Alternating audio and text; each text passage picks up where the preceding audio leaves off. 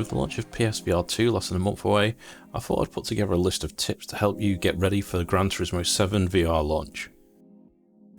Get your pre-orders in for PSVR2 direct from Sony or a genuine retailer. Don't fall foul to the scalpers on eBay selling pre-orders when you can easily pre-order one for yourself, ready for launch day. If you haven't already, decide if you want a steering wheel and pedal setup or not. GT7 has very good control support and requires the least amount of space. However, if you want the most immersive VR experience possible, then a wheel and pedals is the way to go. Just keep in mind, if you've only raced with controller, it'll take some time to get used to wheels and pedals, so you will most likely be slower at first. Picking a wheelbase and pedals to meet your needs. This could be an entire video in itself, so I'll try and be brief. If you're going for a wheel and pedal setup, work out your budget and play space. A good starting point would be to look at the used market on places such as eBay. As a minimum, you'll need a wheelbase that is PlayStation 4 or 5 compatible. You can buy emulators such as the DriveHub device that I've covered on this channel, but note, this is only really worth it if you're using a high-end wheelbase. These will set you back about £90 plus the cost of a wired controller, and they're not perfect compared to a native wheelbase. Lighter entry wheelbases work well with desk mounts and racing stands. They also work well on lightweight foldaway rigs. For higher end and more heavy direct drive setups, you're better off going for a dedicated rig. Personally, I'm using a SimLab GT1 Evo rig, which is aluminium profile, and this makes it very easy to upgrade as you go along.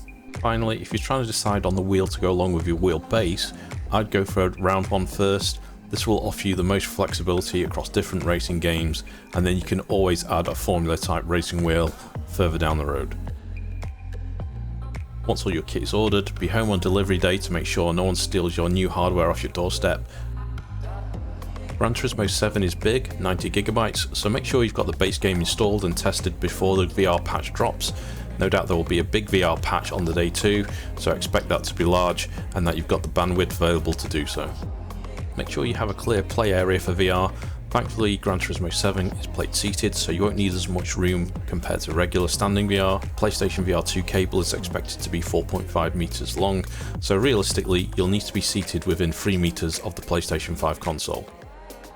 Since PlayStation VR2 uses inside-out tracking, you'll want to avoid direct sunlight through windows, bright lights and very dim lighting, as this can cause issues with tracking. If you're new to VR, keep in mind that fast motion such as in sim racing could make you feel nauseous the first time you play.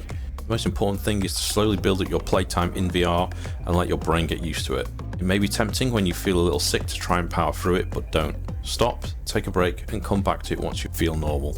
In addition to playing in VR, you can get very warm quickly. If you have a fan, set one up next to you so that you have cool air passing over your face and body. If you've not played Gran Turismo 7 yet, spend some time playing it in 2D prior to the VR launch. For the online sport mode, you'll need to have completed Menu Book 9 to unlock multiplayer, so if you want to race online with friends, make sure you've got that out of the way prior to the launch.